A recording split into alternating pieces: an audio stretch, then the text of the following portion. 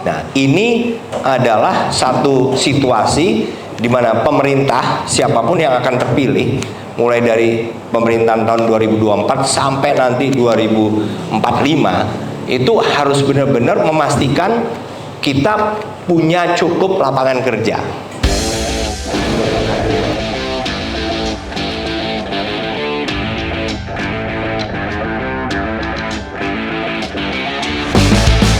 Sekali lagi terima kasih untuk Pak Andika. Terima kasih untuk juru bicara yang lain. Sekaligus kita akan panggilkan narasumber kedua kita, Mbak Fritz. Mbak Fritz, kira-kira apa nih kira-kira yang mau kita tantang dari anak-anak muda ini, Mbak Fritz? Tapi memang kita ingin bicara soal, kan ini kita bagaimana mendeliver message ke lingkungan kita, teman-teman ya. Bagaimana pesan-pesan itu, karena ini bicara soal media sosial, teman-teman ya. Jadi mungkin Mbak Fritz, apa yang kita ingin mau panaskan kira-kira begitu, Mbak? Waduh. Terima kasih. Udah pas semangat provokator nih. Satu, saya mau apresiasi dulu teman-teman juru bicara milenial, dalam arti bahwa selama ini kan kami media itu atau teman-teman wartawan juga yang ada di sana juga sebenarnya bisa ngasih masukan gitu ya. Kita dalam hubungan yang kami bertanya, teman-teman sebagai juru bicara menjawab. Nah, kali ini dibalik nih posisinya, jadi berharap dapat insight dari wartawan untuk sama-sama kita menyamakan frekuensi kita. Sebenarnya apa sih yang kita harapkan dari juru bicara? Spesifik sekarang juru bicara milenial. Pertanyaan pertama saya ketika teman-teman juru bicara milenial diperkenalkan gitu ya, dan semua paslon kan memperkenalkan ada juru bicara milenial gitu ya.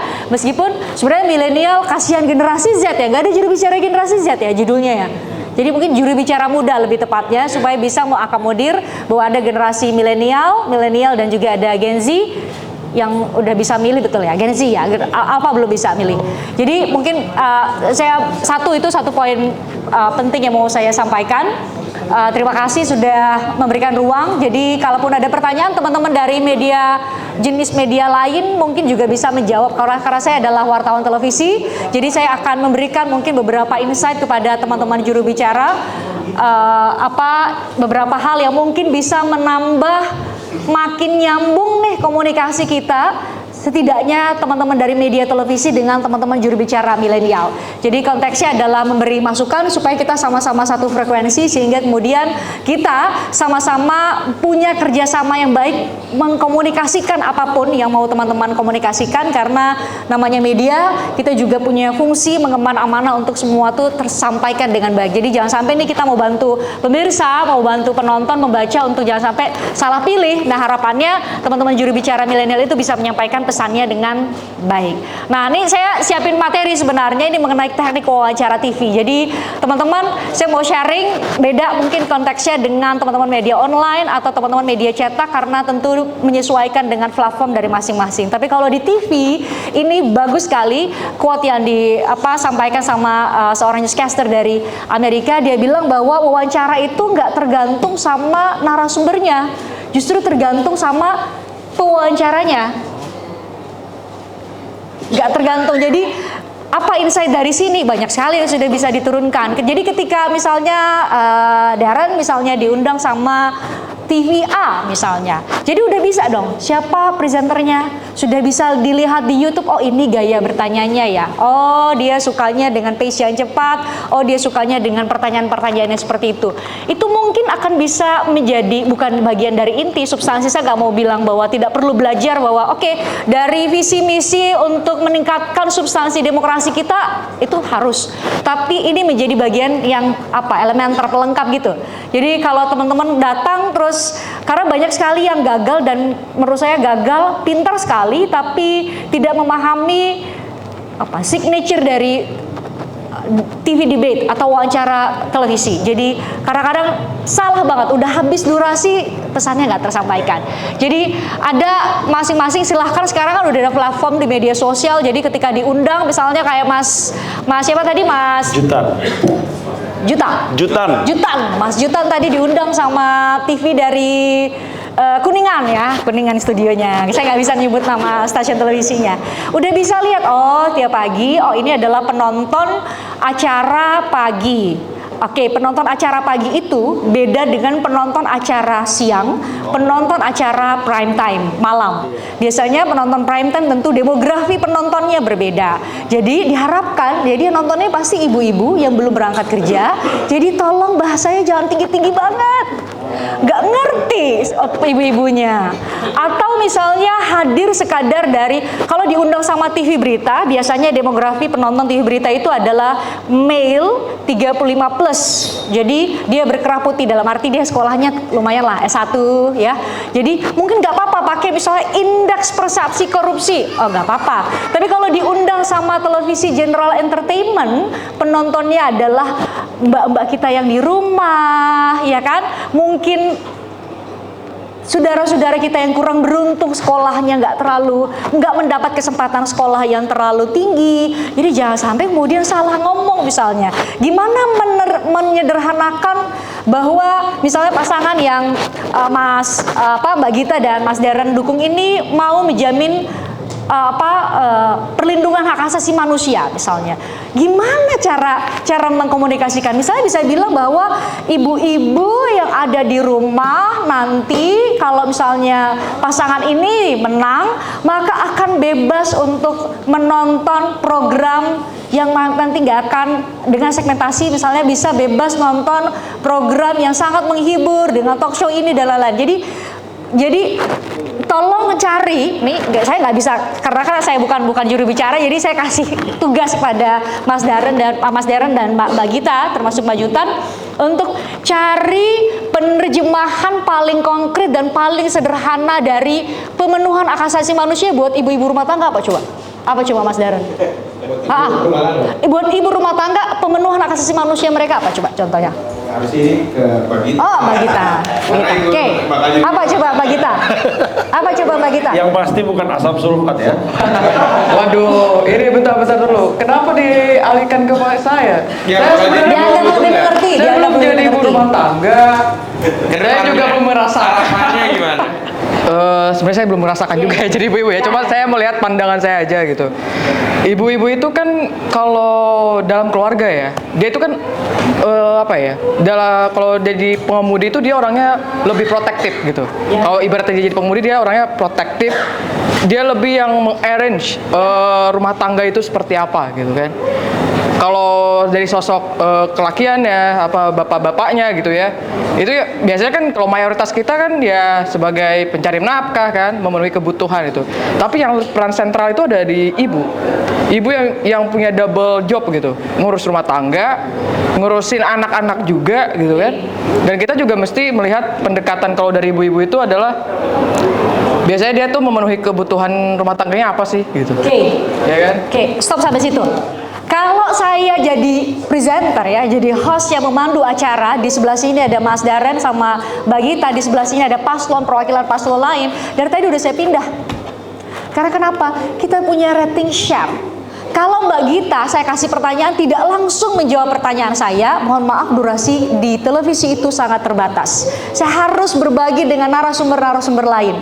Apalagi misalnya kayak Mas Darren tadi. Mas Darren sudah saya kasih kesempatan dikasih ke yang lain. Sayang banget Mas. Kalau saya jadi Mas, saya udah pakai tuh 2 menit. Bahkan kalau si presenternya udah, mohon maaf, waktunya sudah habis. Coba dari paslon lain, bahkan masih mau masuk. Jadi yang begitu-begitu tuh. Jadi itu hal elementer memang, tapi kemudian juga sangat mempengaruhi apakah pesan dari teman-teman itu nyampe apa enggak. Jadi saya sering ngeluh banget kalau dikasih pertanyaan, malah hanya 2 menit nih. 2 menit waktunya buat teman-teman atau narasumber Bapak Ibu itu untuk menyampaikan pesannya. Itu hal elementer tapi perlu untuk kita pikirkan bersama. Nggak di sini juga kita harus cari jalan keluar gimana tuh menerjemahkan hak asasi manusia dari ibu-ibu yang memilih bahwa jalan hidupnya mau jadi ibu rumah tangga seutuhnya itu apa. Coba cari nanti, itu tugas dari tim pemenangan, bukan tugas saya. Oke, kita berikutnya kita lihat slide. Saya mau mengenalkan beberapa wawancara televisi. Teman-teman wawancara media online juga mungkin sedikit banyak hampir mirip. Ini ada beberapa ya. Yang pertama apa tuh coba? Doorstop. Nah, doorstop mungkin setelah ini akan ada doorstop. Kita sudah sangat mengenal. Coba berikutnya aja. On the spot. Nah gini, nah ini ada beberapa catatan kan, narasumber itu biasanya dicegat. Nanti siap-siap nih teman-teman wartawan setelah ini akan cegat Pak Andika dan teman-teman jubir muda. Kemudian pasti siap pertanyaannya berbagai macam isu. Jadi mohon sebagai juru bicara, saya juga sering ngeluh banget tuh. Kalau misalnya ada juru bicara dan dia nggak memahami apa yang harus disampaikan. Dan bagaimana caranya ya, gak hanya apa yang harus disampaikan tapi bagaimana caranya ini juga termasuk.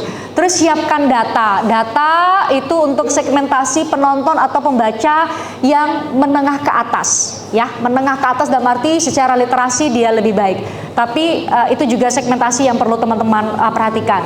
Terus siapkan pernyataan yang menggigit atau soundbite karena biasanya akan disunting tidak lebih dari 30 detik. Oke, ini penting, sering banget tuh di doorstop, mungkin kalau teman-teman media online atau media cetak punya ruang yang begitu banyak karena bisa dibagi ke dalam beberapa artikel. Tapi kami di TV, dari tadi nih misalnya Pak Andika tadi ngobrol sekitar 45 menit. Pasti yang diambil oleh kami itu hanya 30 detik paling ini. Jadi tolong teman-teman juru bicara nih, tolong dong dibuat atau dilatih formulasi kalimat yang sangat-sangat singkat, tetapi itu namanya judulnya ya soundbite. Jadi menggigit sekali. Karena teman-teman dari satu paket berita akan dipilih mana yang paling menggigit. Mana yang paling menggigit, itu namanya soundbite. Jadi tolong pidatonya panjang atau mau ngobrol panjang tapi sebisa mungkin memformulasikan kalimat yang kalau teman-teman media online akan nyebutnya judul banget lah, itu udah kalimat judul. Jadi pas denger tuh, oh ini judul gue.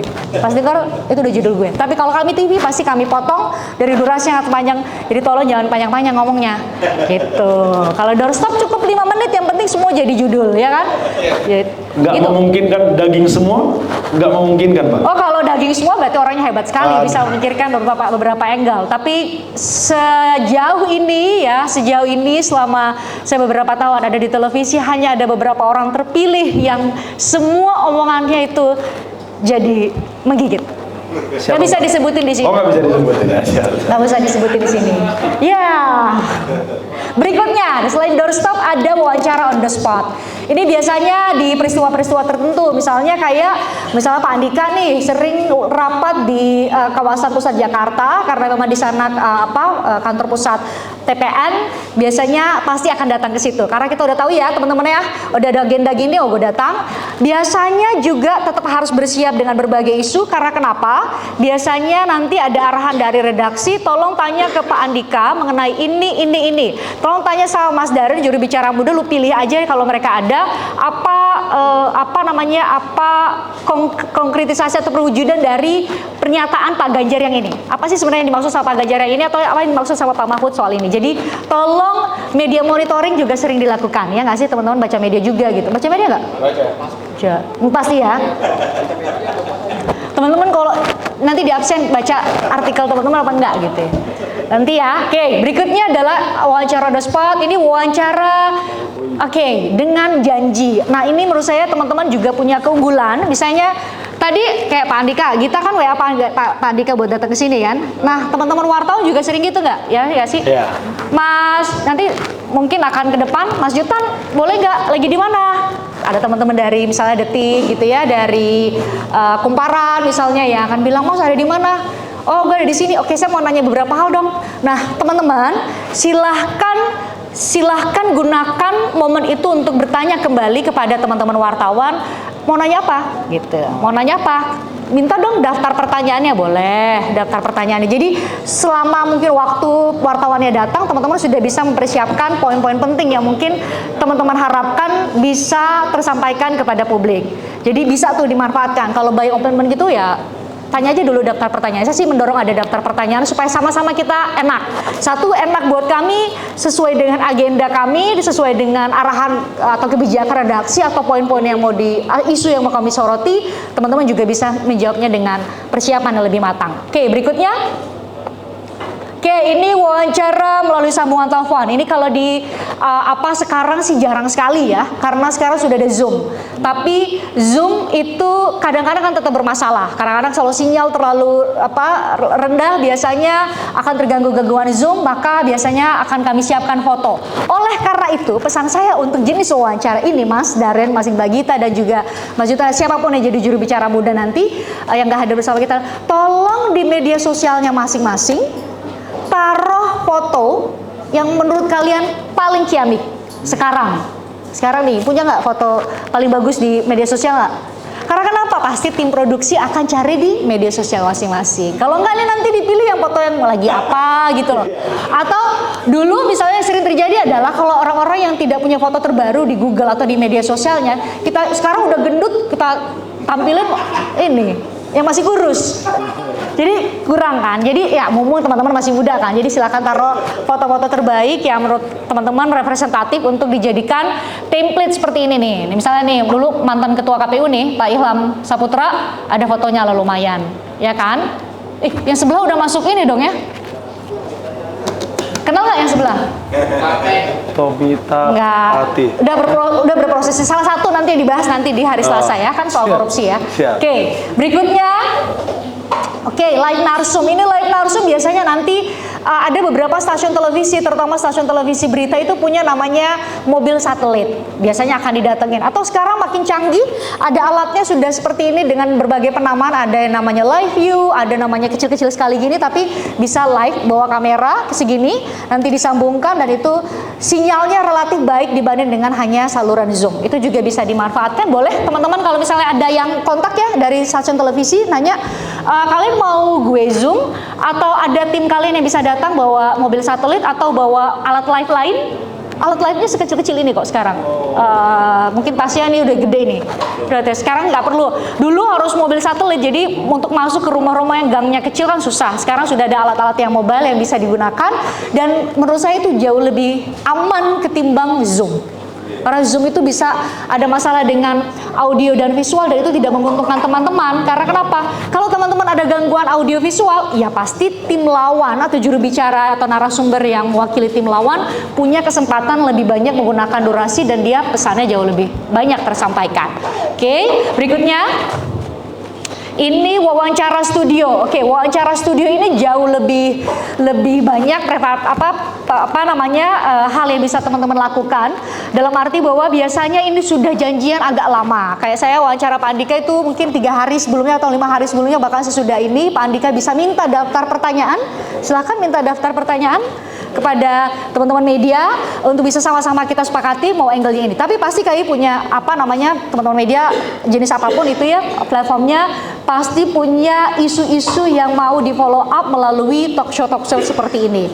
Tapi tolong diperhatikan penampilannya, karena kelihatan beda kan kalau hanya tampil segini tuh biasanya berarti atasan gitu ya, atasan aja yang diperhatikan. Tapi ini kan dari ujung kaki sampai ujung rambut diperhatikan ya. Ya kan, jadi tolong representasi anak mudanya ditampilin dong, supaya beda sama juru bicara yang udah tua-tua gitu ya. Sama Bang Adian misalnya, Bang Adian pakai jaket hitam terus tuh, nggak ada juga yang berani protes, ya kan, nggak ada juga yang berani protes. Maaf ya Bang. Oke, ini wawancara studio. Itulah jenis-jenis wawancaranya. Ini udah mulai video-video. Saya pikir kita gunakan saja waktunya untuk sesi diskusi. Tapi oke, saya mau highlight beberapa hal. Satu, bahwa di televisi itu ada keterbatasan durasi. Jadi mohon teman-teman kayak tadi, kalau saya kasih pertanyaan atau host manapun kasih pertanyaan, tolong langsung dijawab. Saya sengaja kasih yang sama biar bisa. Oh gitu ya. Ngelesnya bagus, udah mulai ngelesnya bagus, nggak apa-apa. Satu. Terus yang kedua, yang sering banget dilupakan adalah, yang saya mau highlight adalah, please, media itu ada berada di antara dua entitas. Dia satu entitas memang media, ya kan, dengan segala prinsip jurnalistiknya, tapi di sisi lain juga sebagai entitas bisnis. Entitas bisnis ada namanya Nielsen. Nielsen itu ngeluarin rating share. Jadi sebenarnya mungkin masing-masing televisi sudah punya daftar narasumber yang menurut mereka nih oke banget untuk menggrab penonton. Nah, problem atau PR buat teman-teman yang sebagai juru bicara muda nih, satu masih muda, dua belum pernah punya mungkin kalau Mas Jotan tadi sudah punya namanya semacam portofolio tampil di TV. Biasanya kami lihat dulu nih, ini pernah tampil di TV dia nggak? Ada udah nggak? Kita lihat, kita perhatikan juga pace-nya. Kalau saya pasti saya perhatikan ini pace-nya gini, oke. Tapi karena sekali lagi durasi, kita tolong teman-teman berlatih banget untuk menyampaikan gagasan atau apapun itu, penerjemahan dari atau pengejauhan dari visi misi atau apapun lah, mengcounter narasi dari lawan atau soal bahas gemoy. Kalian punya jawaban gemoy nggak sih terhadap gemoy itu? Ada jawaban nggak? Ada pasti, Mbak. Ada, Mbak. Kok nggak mau dikeluarin? Udah dikasih loh kesempatannya. Ada dong. Oh, ada ya? Ada dong. Nggak sekarang dikeluarin ya? Boleh aja. Oke, gemoy itu menurut kalian gimana? Ya sebagai gimmick boleh aja, tapi kan itu ibarat jatuh cinta, Mbak.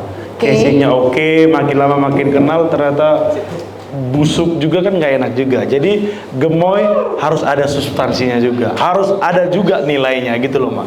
Jadi jangan cuma packagingnya aja yang bagus. Oke, gemoy ya, iya. Itu bahasa kan ini terjadi pola yang berulang dari tahun ke tahun di saban pemilu. Dalam arti bahwa kami juga media memahami bahwa nanti ada satu narasi dari paslon ini, nanti akan kami minta jawaban dari paslon-paslon yang lain gitu loh. Jadi teman-teman, kenapa saya berharap punya nanti setelah ini nih pasti ada pertanyaan berdasar atas apa yang dilakukan sama tim lawan nih pasti. Teman-teman wartawan yang udah siap di luar sana, ya bener nggak? Bener kan? Jadi nanti judulnya gini,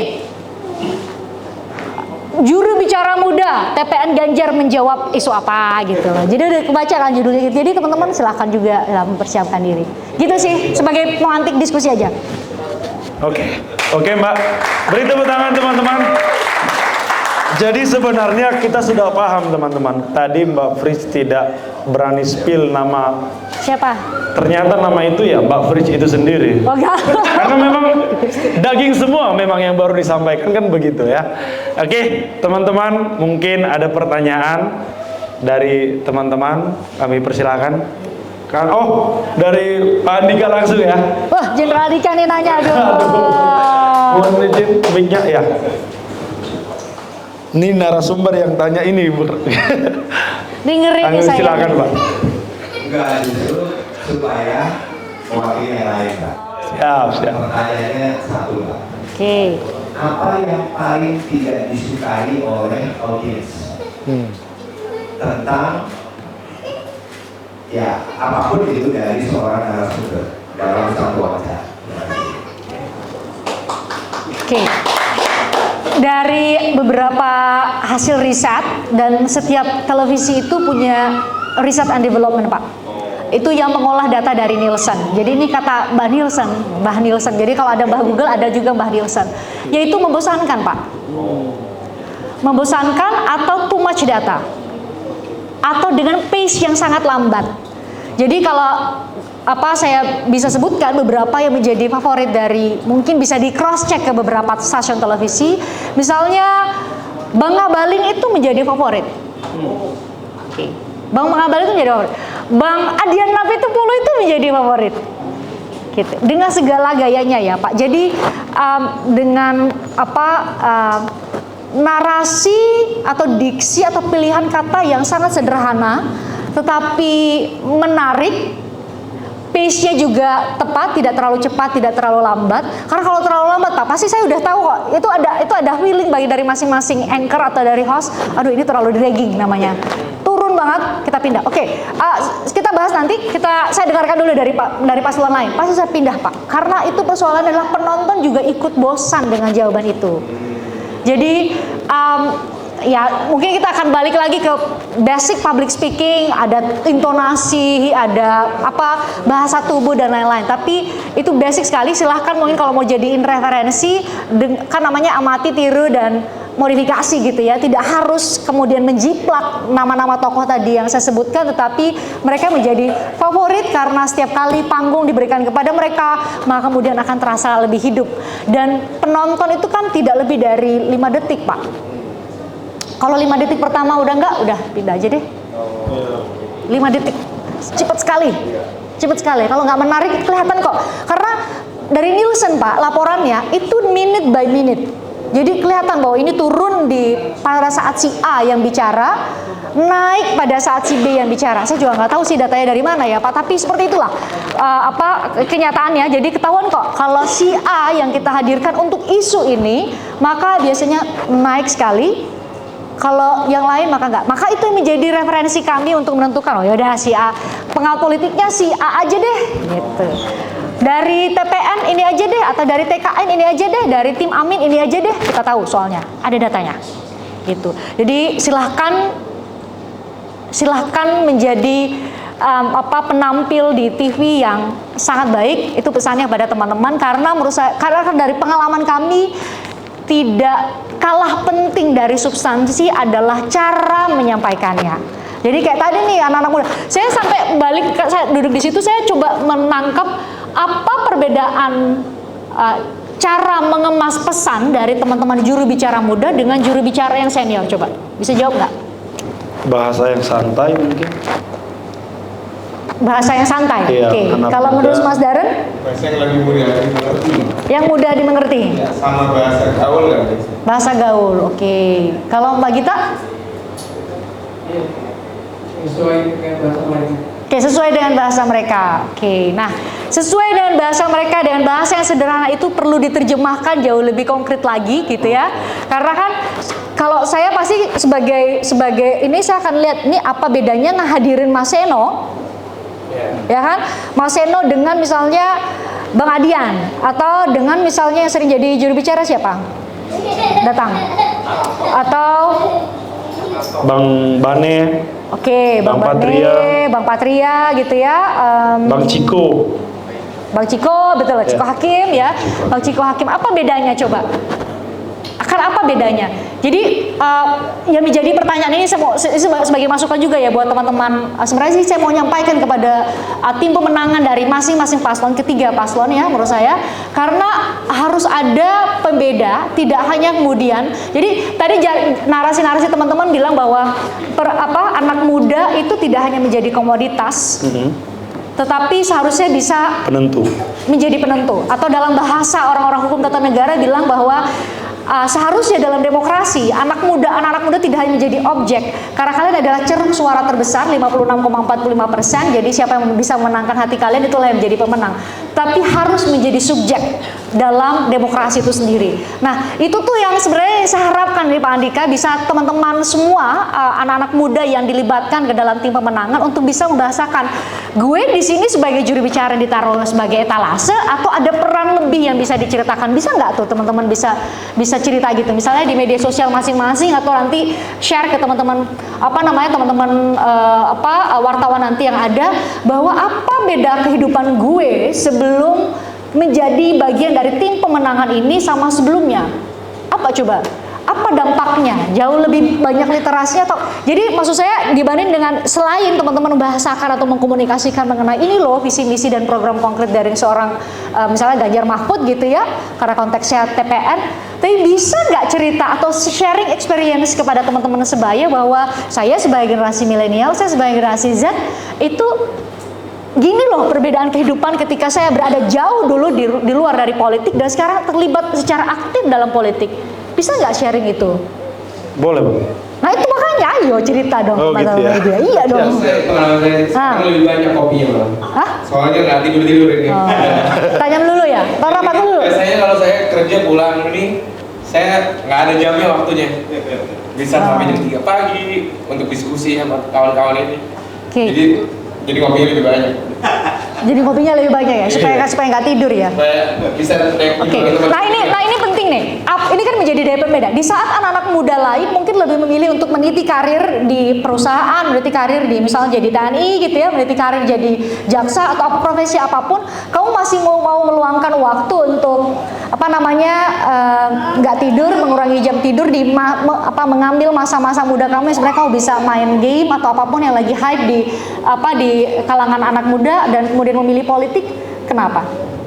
Karena saya lihat ya anak muda harus ibaratnya ikutlah dalam politik ini, karena kita seperti yang kita diketahui bonus demografi itu, sehingga kita harus ibaratnya memperjuangkan orang, karena menurut saya Pak Ganjar Mahfud orang depan, jadi saya harus memperjuangkan mereka semua untuk Indonesia unggul. Oke, pertanyaan yang paling esensial adalah apa yang Mas Darren bisa lakukan kalau misalnya Ganjar Mahfud menang? Apa hal konkret yang sebagai anak muda yang terlibat secara aktif dalam politik yang bisa Mas Darren janjikan kepada kami semua? Ya, saya bisa janjikan bahwa mereka orang baik dan orang yang tepat untuk memimpin sekarang.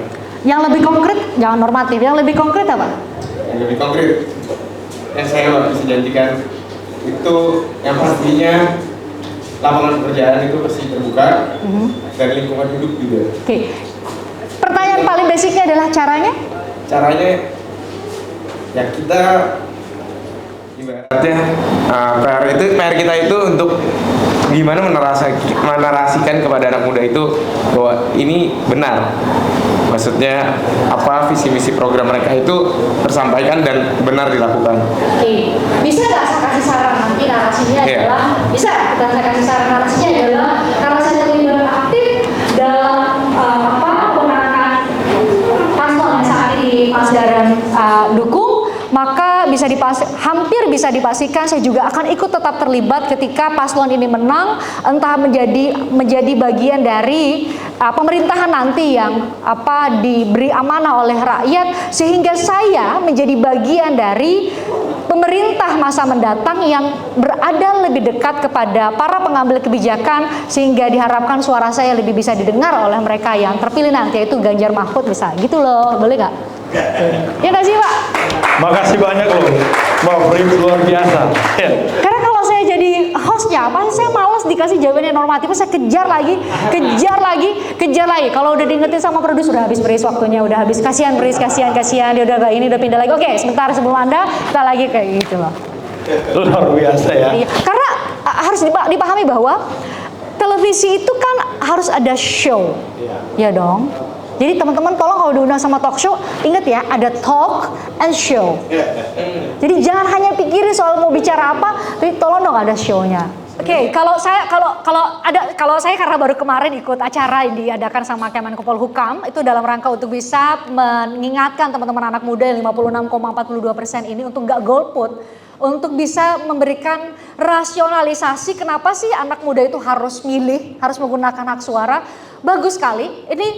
Ini dalam konteks yang sangat objektif ya, karena Prof. Mahfud bicara sebagai atau dalam kapasitasnya sebagai Kemenkopol-Hukam, sebagai Menkopol-Hukam, sebagai Menteri Koordinator Bidang Politik Hukum dan HAM. Bagus sekali kata-katanya. Beliau bilang gini, di Universitas Brawijaya acaranya, beliau bilang bahwa generasi muda atau anak muda yang tidak golput adalah mereka atau anak muda yang dapat memastikan masa depannya sendiri dan masa depan generasi penerusnya. Ya nggak sih? Dia bisa mastiin bahwa pemimpinnya ini yang masa depan ini adalah pemimpin yang terbaik, yang mampu membuka lapangan kerja sekian banyak, mungkin saya nggak tahu, silakan dilihat karena teman-teman yang juru bicaranya, jadi tahu lah ya detail berapa banyak lapangan kerja yang dijanjikan sama Ganjar Mahfud. 17 gitu juta, ya. Mbak. Hafal. Yang gitu-gitu loh. Gak apa-apa, masing-masing bisa punya sharing experience, ada calling, ada apa tadi? Kalau Daran apa? Alasannya terjun ke politik? Untuk panggilan hati juga sih Mbak sebenarnya. Ngeri banget ya. Di usia muda udah calling ya, udah punya panggilan hati. Sama bertemu sama banyak orang kan kita.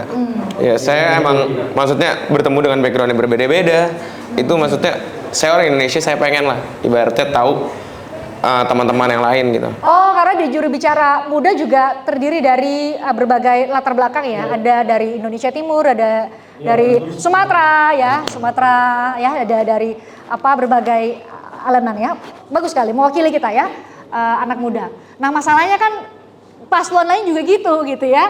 Jadi apa daya pembeda teman-teman? Saya bertanya. Udah, tetap saya nggak bisa melepaskan diri dari pewawancara ya. Tetap saya wawancara ya mereka. Ya. Ini ibarat kita lagi apa ini ya? Lagi saya tetap show beneran mereka, ini loh, beneran. Saya tetap interview mereka. Oke. Jadi pertanyaan paling penting nih, semoga teman-teman supaya terjawab ya. Apa yang membedakan juru bicara muda TPN Ganjar Mahfud dengan juru bicara dari paslon lain? Mau mulai dari mana? Mulai dari Yutan ya. Kalau saya ya, kalau berdebat katakan dengan paslon lain, karena memang proses dari perjalanan Pak Ganjar dan Pak Mahfud itu hingga hari ini melalui proses yang baik dan benar, itu sangat menguntungkan bagi kami, Pak. Karena kalau bicara dengan putusan MK, itu dengan gampang kita beradu argumentasi dengan mereka. Karena memang di posisi mereka pun dalam hati nuraninya mungkin mereka mau sampaikan, sebenarnya memang salah ini barang. Cuma udah terlanjur bahasa ya gimana lagi kan gitu. Jadi apapun alasannya kita mainkan aja ini kira-kira gitu aja, mempertahankan aja ibaratnya gitu. Tapi secara ini ya itu bedanya kita, Mak. Nilai-nilai yang kita bahwa kita mengakui bahwa proses yang dilewati oleh paslon 03 ini memang benar, sehingga kita punya power lah di situ untuk beradu argumentasi, narasi kepada paslon lain. Oke, itu menurut Jutan bedanya juri bicara muda TPN Ganjar Mahfud dengan juri bicara muda di kalau paslon bicara lain. soal toleransi kebangsaan, saya pikir Ganjar Mahfud itu nggak perlu lagi dipertanyakan, Mak. Kalau paslon lain ada banyak rekam jejak yang mengatakan intoleransi dan lain sebagainya, kan? Karena mereka punya rekam jejak itu, Mak. Jadi dengan gampang sebenarnya kita bicara ini kepada anak-anak muda. Intinya kita mau saling membuka diri aja. Ya itu tadi yang bahaya, Pak. Ya, Cemplung. habis durasi. Begitu. Ya kita ingin belajar, Pak ya. Terima kasih loh, Pak. Oke. Mas Darren? Ya karena gagasan Pak Mahfud dan Pak Ganjar itu paling realistis untuk dilakukan kan. Jadi kita juga PR kita lebih mudah lah. Walaupun kita harus menyampaikan gagasan itu kepada anak muda dengan cara yang mereka suka. Mas Darren gak nyimak pertanyaan saya nih. Apa bedanya dengan juru paslon bicara muda dan Ganjar Mahfud dengan juru bicara muda paslon lain? Ya PR kita ya untuk memberikan anak muda itu gagasannya lebih simpel. Mereka juga dikasih tugas gitu. Tapi kita maunya lebih santun lah, ibaratnya nggak pakai Mereka juga debat, santun. nggak pakai debat, tapi kita lebih memberikan kelebihan mereka dibanding kita ngapain kita capek debatin pasangan orang lain. Tapi karena pasangan kita menurut saya udah unggul kok. Gitu sih. Belum dijawab. Kalau saya ditanya ya, dulu sih saya belum dapat jawabannya. Mbak Gita. Jawaban nyelenehnya perbedaannya kan? Jubir itu lebih milih Ganjar Mahfud.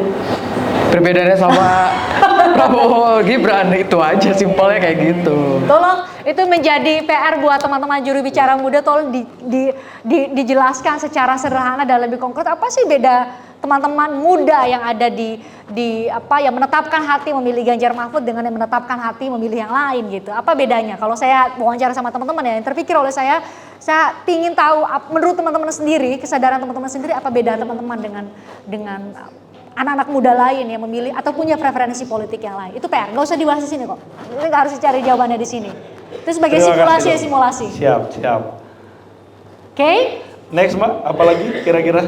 Itu ya paling yang mau saya sampaikan. Sharing-sharing yang lain nggak bisa lah kita buka semuanya. Nanti kuncian saya semua kebuka dan kuncian dari teman-teman senior atau kolega saya kebuka semua, jadi nggak ada rahasia. Memang itu mau kita sebenarnya, Mbak. Ya. Oh masih banyak lagi, masih banyak lagi. Biar terbuka semua gitu loh. Atau mungkin kita kasih pertanyaan kali, Mbak. Oke. Ada mungkin pertanyaan dari teman-teman?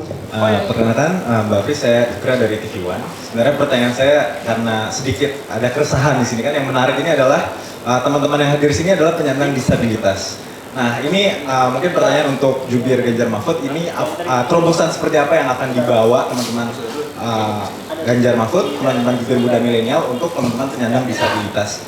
Dan untuk sementara itu dulu, terima kasih. Siapa mau jawab?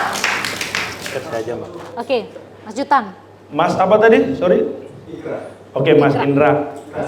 Mas Indra. Ikra. Kalau tidak salah ya, Mas. 3 hari yang lalu ya, saya paksakan memang 3 hari memang.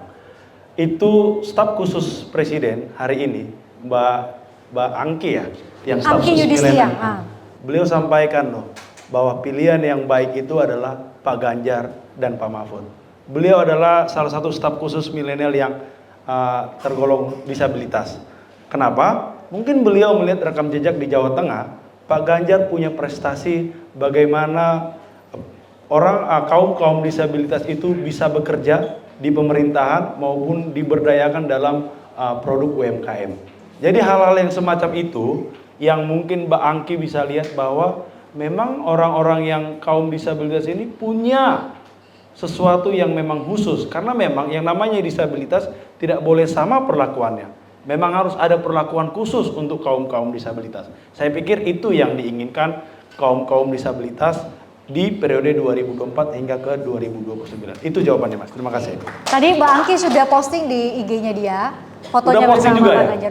Belum tahu dia, saya udah lebih tahu. Maksud saya biar Mbaknya yang ngomong gitu loh. Udah tahu ya. Mas Darren mau bilang bahwa bentuk kan ada nanti bicara mengenai keadilan ya. Iya. Ya kan? Salah satu visi misi Ganjar Mahfud yang ke-7 itu adalah soal keadilan ya. Keadilan terwujudnya keadilan ya. Keadilan itu kan bahasa sederhana atau pengejaan atau penafsiran sederhana adalah memperlakukan yang sama terhadap mereka yang sama, memperlakukan secara berbeda terhadap mereka yang berbeda. Jadi saudara-saudara kita memang harus dilakukan secara berbeda karena mereka punya kebutuhan yang berbeda. Gitu maksudnya ya. Betul, Pak. Biasanya saya baik kalau lagi di layar. Iya. Kalau pasti bantuin. Ada pertanyaan lagi? Oh, oke, pertanyaan lagi. Selamat malam, izin nama saya Ridho Nugroho. Ya, kan selama ini kan saya selama 2 minggu membagikan visi misi Pak Ganjar Mahfud melalui kalender dan kaos ya ke masyarakat gitu.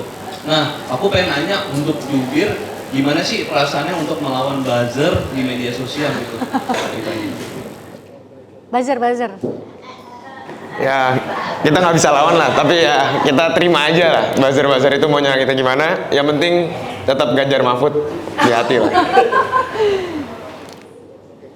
Pak Gita. Melawan buzzer sebenarnya gini, dari kitanya sendiri sih ya, kita nggak memfokuskan itu gitu, kita lebih condong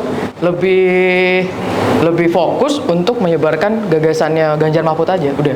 Kalau kita ngelihat komentar-komentar negatif itu nggak akan ada habis ya, yang bikin malah tambah pusing, jadi biarin aja gitu, kita tunjukin aja hal-hal positif dari Pak Ganjar, Pak Mahfud, terus insya Allah pasti perjuangan tuh nggak akan sia-sia kok. Waduh, luar biasa ya. Kalau saya sedikit menambahkan ya, yang namanya buzzer itu Mas, itu kan hanya ada di media sosial. Padahal kalau KPU, daftar pemilih tetap DPT itu ya orangnya. Jadi bayangkan, satu orang itu bisa membuat 1000 akun sebenarnya Mas. Jadi kalau komentar-komentar itu satu orang sebenarnya ngerjain 1000 akun, itu akan dikalahkan dengan 2 orang yang memilih di TPS nanti gitu loh. Jadi fokus pada orangnya Mas, DPT itu yang dilakukan oleh 03 seperti itu, door to door, tapi door to doornya juga dimainkan ke media online sehingga banyak publik yang melihat apa yang kita miliki. Dan gagasan tadi itu yang kita mau sampaikan ke publik. Terima kasih. Dari pertanyaan siapa tadi Mas? Ridho. Mas Ridho. Dari pertanyaan Mas Ridho tadi saya jadi kepikiran satu insight lagi buat teman-teman. Bahwa saat ini karena ada platform digital yang luar biasa, akhirnya kemudian fungsi dari media-media mainstream seperti kami ya, ada dengan perusahaan pers yang jelas dan lain-lain, itu seringnya itu belakangan dibanding dengan apapun lah namanya, buzzer, mereka yang organik atau enggak. Jadi agak ada perbedaan logika ketika sekarang apa yang viral itu kemudian menjadi referensi atau dibahas atau diulas oleh media-media mainstream. Jadi saya nggak mau masuk ke narasi teman-teman bahwa teman-teman punya strategi ini, tapi saya mau bilang bahwa perlu juga diperhatikan apa yang terjadi di media sosial, mau itu kan publik yang awam tidak tahu apakah itu dilakukan oleh buzzer atau terjadi secara organik. Tetapi kemudian karena ada pengaruh algoritma, ya kan, algoritma kita juga mau pembaca kita lebih banyak, kita mau dapat rating share yang bagus, maka kemudian media-media mainstream juga seringnya mengambil itu atau menjadikan itu referensi, meskipun kemudian kami tambahkan dengan kaidah-kaidah jurnalistik, kami coba konfirmasi kepada orangnya, kami coba tambahkan konteksnya, kami perluas konteksnya, tapi itu termasuk pemantik isu yang akan mewarnai pemberitaan. Jadi itu nggak bisa diabaikan. Jadi ya silahkan diterjemahkan dan ada tim atas strategi masing-masing. Jadi itu tugasnya, tapi itu yang mau saya bilang. Pak Andi Wijayanto kayaknya di TPN kayaknya cukup ahli lah dalam soal-soal buzzer seperti ini. Apalagi ada Pak Andika juga ya. Ada pertanyaan ya? Ya udah, ini satu pertanyaan tapi ya Bang ya? Iya, 1 pertanyaan aja. Karena 4 menit soalnya. Baiklah, terima kasih. Saya Ahmad. Sederhana saja. Tadi sempat saya sampaikan sebagai anak muda, saya terus terang memilih politik. Mengapa memilih politik? Karena politik bisa menentukan arah bangsa, bagaimana bangsa ke depannya. Politik adalah cara untuk memperbaiki kondisi bangsa sesuai apa yang telah disampaikan oleh Bung Karno pada saat pidatonya. Kalau kita mempelajari sejarah, kita akan tahu mengapa politik itu penting jika kita belajar apa itu politik ekonomi, apa itu politik sosial dan lain sebagainya. Saya ingin sampaikan begitu. Dan saya juga ingin katakan apa yang disampaikan pembicara kedua ini itu sama saja mentraining para jubir, Bu. Ini sangat luar biasa sekali. Oke, saya langsung ke pertanyaan saja. Ya lebih simpel. Oh, itu belum masuk pertanyaannya, Mas tadi ya? Oke, langsung pertanyaan. Saya untuk jubir muda ya, karena saya melihat pertanyaan tentu sudah muncul untuk pembicara pertama, pembicara kedua sudah ditanya banyak pertanyaan, dan saya ingin bertanya kepada jubir, kontribusi terbesar apakah yang sudah dilakukan oleh jubir untuk memenangkan Pak Ganjar? Karena kontribusi jubir itu sangat berpengaruh besar. Itu yang pertama. Yang kedua, kita tahu Pak Ganjar dulu pernah berproses di Gerakan Mahasiswa Nasional Indonesia. Bagaimana suka duka Pak Ganjar ketika dia berproses di Gerakan Mahasiswa Nasional Indonesia ketika kuliah di UGM. Jubir harus tahu itu sejarahnya. Terima kasih. Jelaskan. Baik, terima kasih. Kalau saya pribadi ya, jadi ada cerita menarik juga ini kenapa saya dipilih jadi jubir, Mak. Jadi memang awalnya saya itu hanya buat konten pribadi saja, saya posting. Tapi memang ada momen ketika saya ketemu Pak Hasto, saya buat beliau, saya wawancarai beliau. Baru saya wawancarai stafnya juga. Jadi saya posting juga di Instagram saya. Baru saya minta arahan dari stafnya. Dan beliau mungkin lihat platform Instagram saya, lalu saya didaftarin jadi salah satu jubir. Jadi memang dari hal-hal kecil pun sebenarnya ya, karena satu postingan saya itu ya untuk saat ini ya kurang lebih kalau di TikTok bisa sampai 5.000 Mbak viewersnya. Ya kalau di Instagram mungkin maksimal bisa 2.000, tapi kalau di YouTube karena saya sebelumnya sudah punya subscribers 10.000, walaupun itu konten pendidikan ya, tapi ketika masuk politik ya masih adalah viewersnya, semacam itulah kira-kira Mbak. Jadi hal-hal kecil aja sebenarnya, teman-teman, itu juga berlaku buat teman-teman nantinya. Teman-teman misalnya di rumah buat konten, buat video, teman-teman bisa baca sedikit apa kira-kira gagasan dari Pak Ganjar, Pak Mahfud, sampaikan saja di media. Percaya atau tidak, teman-teman punya kelebihan, cara menyampaikan, pasti akan ada orang kok yang akan melihat, oh ini bagus juga ya ternyata seperti itu. Dan teman-teman akan tahu seberapa pengaruh teman-teman untuk menentukan pola pikir masyarakat itu untuk memilih apa yang Anda pilih. Itu sih menurut saya Mbak. Terima kasih. Yang lainnya? Apa yang saya korbanin ya sebagai jubir Apa ya? yang dikontribusikan? Dikontribusikan ya. Yang pasti waktu. Saya itu berawalnya dari anggota relawan, lalu saya bentuk relawan, jadi ketua relawan, lalu saya dipilih untuk jadi jubir. Itu pasti waktu. Dimana saya juga kerja, saya harus membagi waktu itu, dimana kita harus ikutkan passing ke bawah dan mendengarkan aspirasi-aspirasi orang-orang di sana. Menurut saya itu sih, dan tenaga juga. Sampai saya tadi juga harus makan obat dulu. Waktu tenaga pikiran ya. Betul. Ya. Oke, kita Sementara itu aja sih. Tapi kan karena saya panggil hati saya untuk itu, jadi semuanya itu saya lakukan dengan bahagia lah. Ya benar, ada rasa kesenangan tersendiri bisa bantu orang. Ketika saya jadi jubir gitu ya, ada kesempatan lebih luas untuk bisa ketemu orang yang belum pernah saya ketemuin. Ada pemulung gitu, ternyata ada yang di bantaran sungai itu kondisinya nggak seekspektasi saya gitu. Saya rasa dunia tuh hidupnya ya menengah aja gitu, biasa-biasa aja. Ternyata ada yang menurut saya tuh waduh parah gitu menurut saya. Nah itu ada rasa keterangan sendiri gitu, bisa ketemu dengan mereka. Dan pengorbanan apa ya, kontribusi besar apa gitu ya saya di jubir ini.